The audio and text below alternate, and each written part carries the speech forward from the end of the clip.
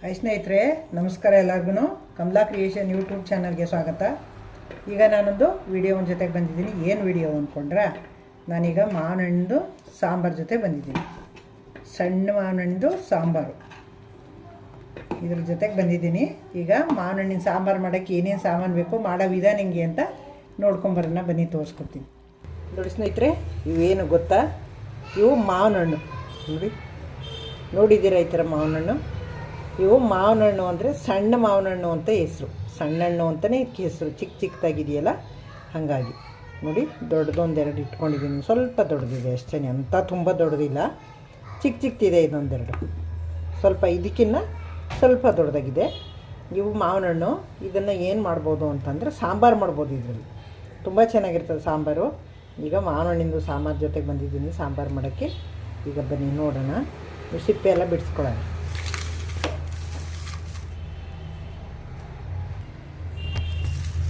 ಹೆಂಗೆ ಬಿಡಿಸ್ಕೊಳ್ಳೋದು ಅಂದರೆ, ಇದು ನೋಡಿ, ಹೀಗೆ ಇವೇನು ಮಾಡಬೇಕು ಅಂದರೆ, ಈ ಥರ ಹಿಂಗೆ ತೆಗಿಬೇಕು. ಹಿಂಗೆ ಸಿಪ್ಪೆನ ಬಿಡಿಸ್ಕೋಬೇಕು. ಹೀಗೆ ಸಿಪ್ಪೆಲ್ಲ ಹಿಂಗೆ ಎಡ್ಕೋಬೇಕು. ಇವು ಕಟ್ ಮಾಡಿ ತಿನ್ನೋಕ್ಕಾಗಲ್ಲ. ಇವು ಸಿದ್ರೆ ಇವು ನೋಡಿ, ಹಿಂಗೆ ಬಿಡಿಸ್ಕೊಂಡಿವ ಸಿಪ್ಪೆಲ್ಲ ಬಿಡಿಸ್ಕೋಬೇಕು. ಹಿಂಗೆ ಸಿಪ್ಪೆಲ್ಲೂ ಬಿಡಿಸ್ಕೊಂಡು ಅದನ್ನೊಂದು ಪಾತ್ರೆಗೆ ಹಾಕೋಬೇಕು. ಈ ಥರ ಹಿಂಗೆ ಎಳೆದ್ಬಿಟ್ರೆ ಹಿಂಗೆ ಬರ್ತಾವೆ ನೋಡಿ. ಇವು ಅದಕ್ಕೆ ಸಣ್ಣ ಹಣ್ಣು ಅಂತಲೇ ಹೆಸರು. ಇವಕ್ಕೆ ಮಾವಿನ ಹಣ್ಣು. ಇವು ಕಟ್ ಮಾಡ್ಕೊಂಡು ತಿನ್ನೋಕ್ಕಾಗಲ್ಲ. ಇವು ಸಾಂಬಾರಿಗೇ ಇವು ನೋಡಿ. ಈ ಥರ ಸಿಪ್ಪೆನ ಹಿಂಗೆ ತಿಕ್ಕೋಬೇಕು.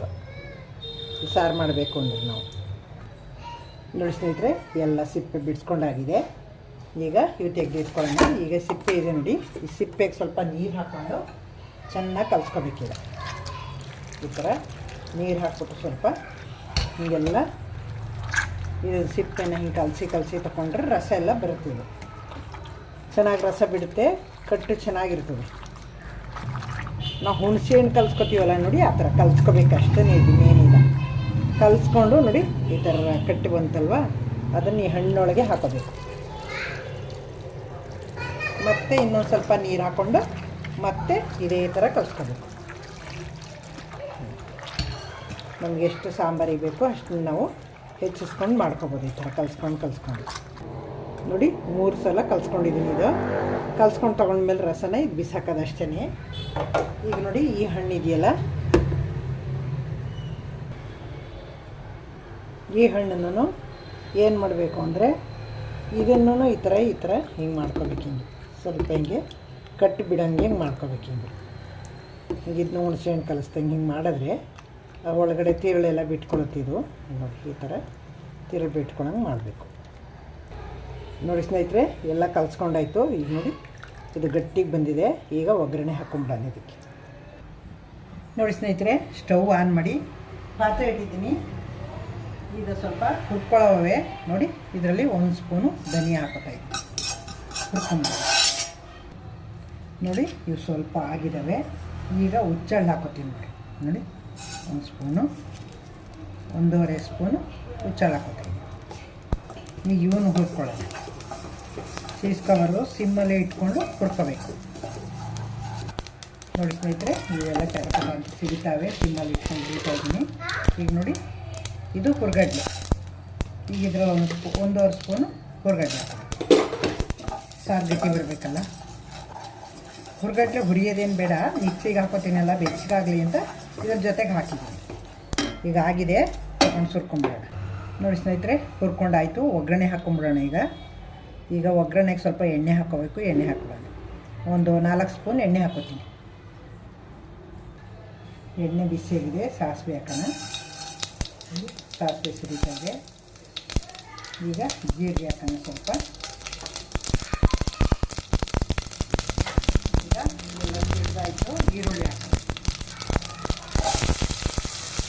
ಒಗ್ಗರಣೆಗೆ ಈರುಳ್ಳಿ ಹಾಕಬೇಕು. ಈರುಳ್ಳಿ ಹಾಕೋಣ.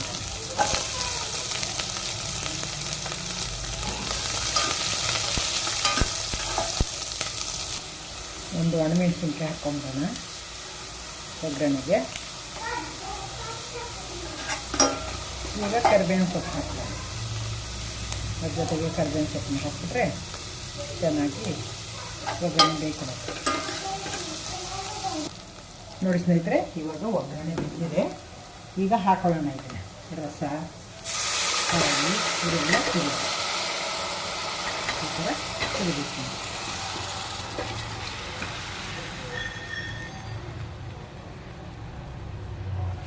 ಹಾಕಿ ಕುದಿಸ್ಬೇಕು. ಇದನ್ನು ಚೆನ್ನಾಗಿ ಕುದಿಬೇಕು.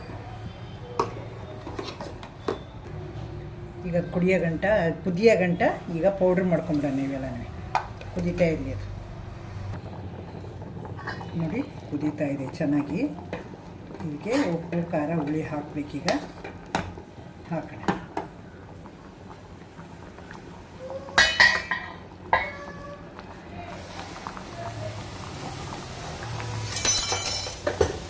ಈಗ ನೋಡಿ ಆರ್ಗ್ಯಾನಿಕ್ ಬೆಲ್ಲ ಅಷ್ಟು ಹಾಕಿ ಇದಿಷ್ಟು ಹಾಕ್ತಾಯಿದ್ದೀನಿ. ನೋಡೋಣ.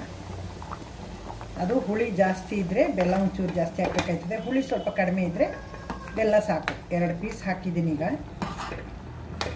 ನೋಡೋಣ. ನೋಡಿ ಈಗ ಅಚ್ಚ ಖಾರದ ಪುಡಿ ಹಾಕ್ತೀನಿ ನಾನು. ನೋಡಿ 1 ಸ್ಪೂನ್ ಇದು ಬ್ಯಾಡಗಿ ಮೆಣಸಿನ್ಕಾಯಿ ಪುಡಿ. ಖಾರ ಇರೋಲ್ಲ ಇದೇನು, ಹಾಗಾಗಿ 2 ಸ್ಪೂನ್ ಹಾಕಿರ್ತೀನಿ. ಬೇಕು ಅಂದರೆ ಆಮೇಲೆ ಟೇಸ್ಟ್ ನೋಡಿ ಹಾಕೊಳ್ಳೋಣ. ಖಾರ ಬೇಕು ಅಂದರೆ ಇನ್ನೊಂದು ಸ್ವಲ್ಪ ಹಾಕೋಬೋದು ಬೇಕಾದ್ರೆ. ನೋಡಿ ಕುದೀತಾ ಇರುವಾಗಲೇ ಉಪ್ಪು ಹಾಕ್ಬಿಡೋಣ. ಚೆನ್ನಾಗಿ ಉಪ್ಪು ಹಿಡಿದು ಚೆನ್ನಾಗಿ ಕುದೀಲಿ. ನೋಡಿ ಇಷ್ಟು ರುಚಿಗೆ ತಕ್ಕಷ್ಟು ಉಪ್ಪು ಹಾಕ್ಬೇಕು.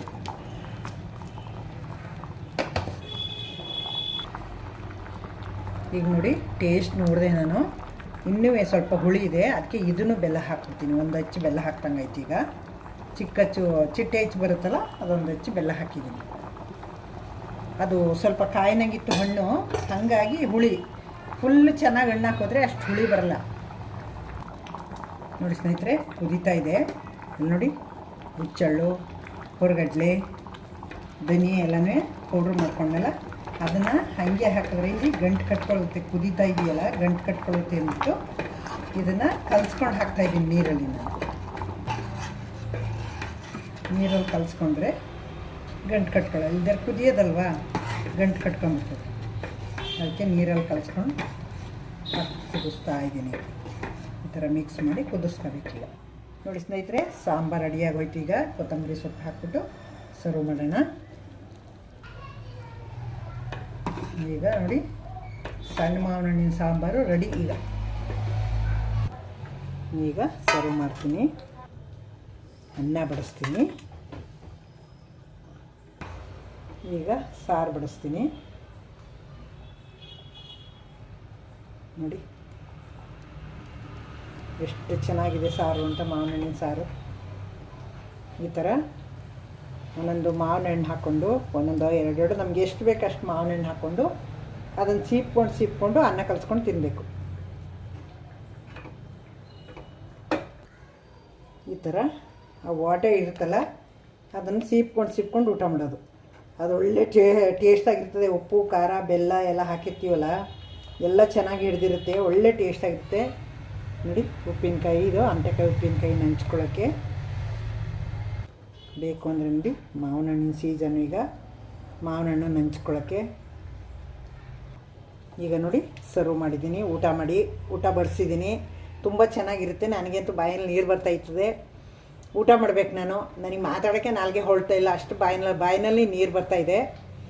ಬನ್ನಿ ನೀವು ಊಟ ಮಾಡೋಣ. ನಿಮ್ಮನೇಲೂ ಮಾಡೋ ವಿಧಾನ ನೋಡ್ಕೊಂಡ್ರಿ ಅಲ್ವಾ ಹೆಂಗೆ ಮಾಡೋದು ಅಂತ ಗೊತ್ತಾಯ್ತಲ್ಲ. ಈಗ ನಿಮ್ಮನೇಲೂ ಮಾಡಿ ಕಮೆಂಟ್ ಹಾಕಿ ನನಗೆ ಹೆಂಗೆ ಬಂತು ಅಂತ. ನಾನು ಖುಷಿ ಪಡ್ತೀನಿ. ಮಾಡಿದ್ರಲ್ಲ, ನಾನು ಮಾಡಿ ಹಾಕಿದ ವಿಡಿಯೋ ಇವ್ರಿಗೆ ಇಷ್ಟ ಆಯ್ತಲ್ಲ, ಮಾಡಿದ್ರಲ್ಲ ಅಂತ ಖುಷಿ ನನಗೆ. ಆಗಷ್ಟು ಖುಷಿ ಯಾರಿಗೂ ಆಗಲ್ಲ, ಅಷ್ಟು ಖುಷಿ ಆಗುತ್ತೆ ನೀವು ಮಾಡಿ ಹಾಕಿದ್ರೆ, ಕಮೆಂಟ್ ಹಾಕಿದ್ರೆ ನನಗೆ. ನೆಕ್ಸ್ಟ್ ಇನ್ನೊಂದು ಸೂಪರ್ ವೀಡಿಯೋ ಜೊತೆ ತೊಗೊಂಬರ್ತೀನಿ. ಇನ್ನೊಂದು ವೀಡಿಯೋವ ದಯವಿಟ್ಟು ಹೊಸಬರು ನೋಡ್ತಾಯಿದ್ರೆ ನನ್ನ ಚಾನಲ್ಗೆ ಸಬ್ಸ್ಕ್ರೈಬ್ ಆಗಿ. ನಿಮಗೆ ಚಾರ್ಜ್ ಬೀಳಲ್ಲ, ಫ್ರೀ ಇರ್ತದೆ.